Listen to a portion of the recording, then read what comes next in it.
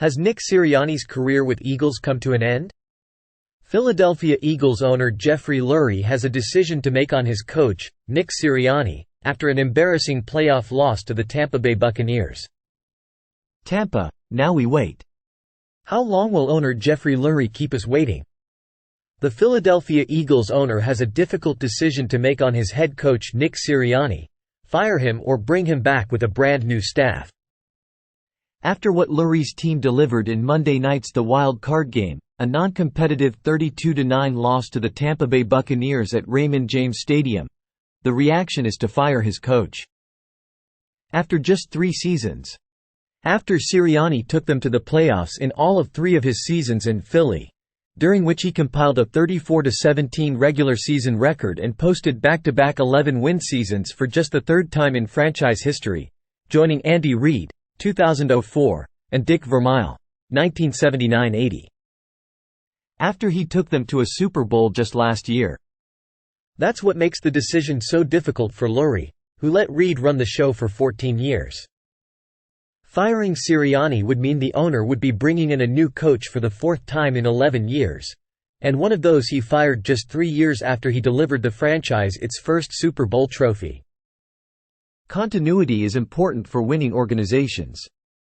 On the other hand, well, make it 2 hands, because there are so many reasons that should make the decision easy, other than the obvious: 5 losses in 6 games to close the regular season and a playoff no-show. I have been one of Sirianni's supporters to return, but after Monday night, I can't do it anymore.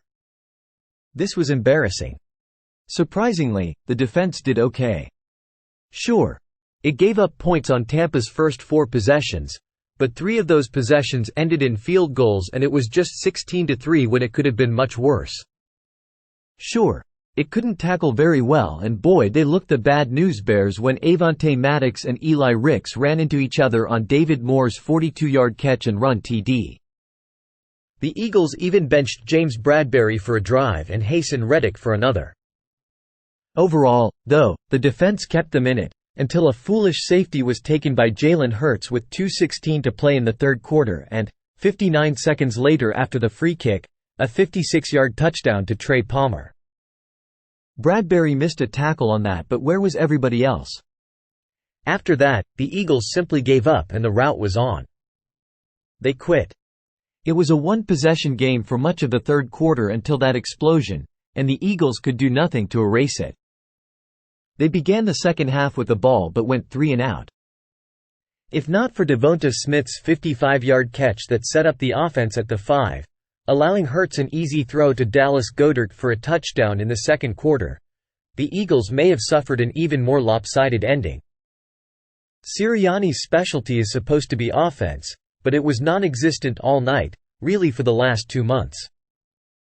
Granted, A.J. Brown's knee injury didn't allow him to play in Tampa, and, in the first half, the Eagles lost Julio Jones to a concussion. Still, where was the run game? The Eagles had the best offensive line in football, per Pro Football Focus, and should have been leaned on. So what does Sirianni do? He dials up 4 first-half runs for DeAndre Swift, who had 130 on the last trip here on Week 3.